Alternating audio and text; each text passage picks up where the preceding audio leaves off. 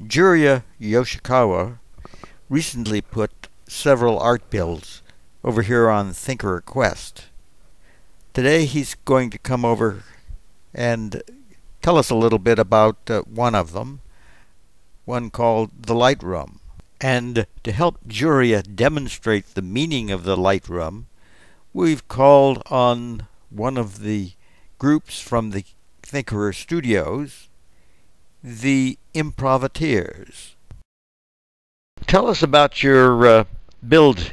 We've been enjoying it, looking at it. Tell us a little bit about it. Okay, it's supposed to be really about the user, the viewer going into the work and experiencing it for the way they want to see it.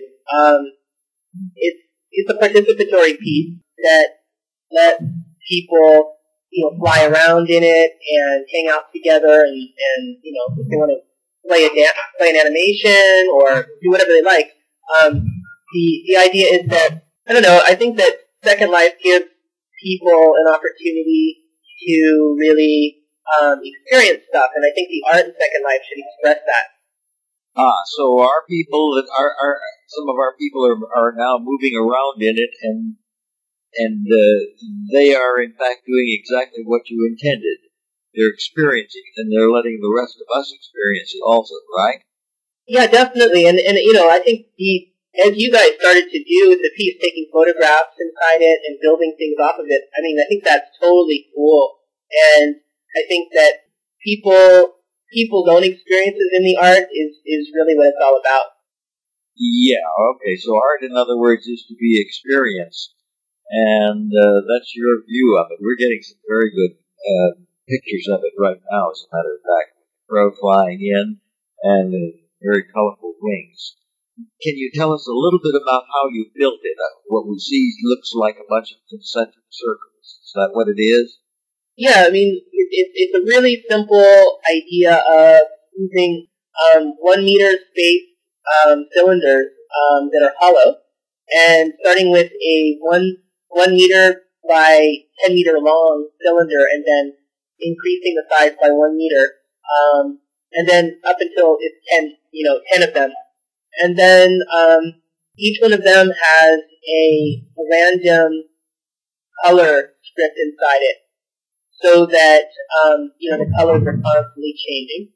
And one of the things that was kind of different about the one behind me is that it's not a typical cylinder. It's using, I can't even remember what the object shape is, but it's using a shape that when it's hollowed out, and I can't remember exactly which feature it uses, it creates gradients inside it. That turned out to be a big success for the piece, because you're not seeing a lot of only the flat shape. You're seeing sort of gradients of color. They are completely random, and I think that's the nature of the human mind, is that we look for order in things. I think that the time lag in between the color changes is enough that we can find patterns. I just wanted to quickly finish up about how it was built. So there's basically two sets of these 10 concentric cylinders, and they rotate in opposite directions, and they create constantly changing patterns of curves and colors. So as I'm just really starting to get started in Second Life art, I'm just using the most basic things the shapes that I can find.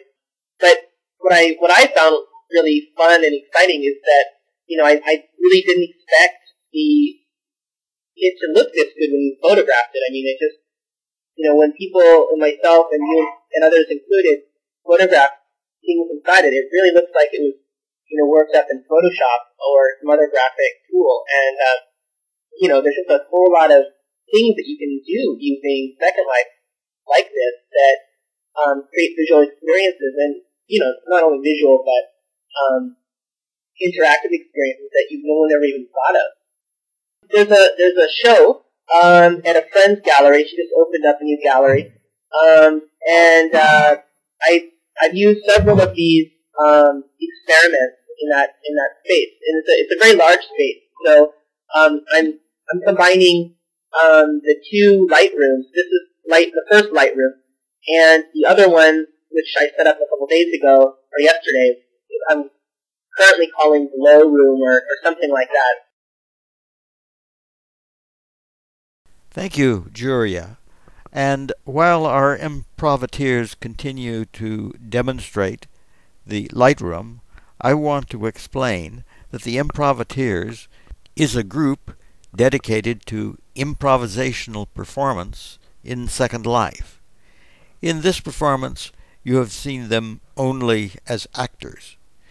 In some later performances, you will no doubt hear from them as speakers. So watch for our next episode when you hear one of our improv actors saying, "Where the hell is the script?"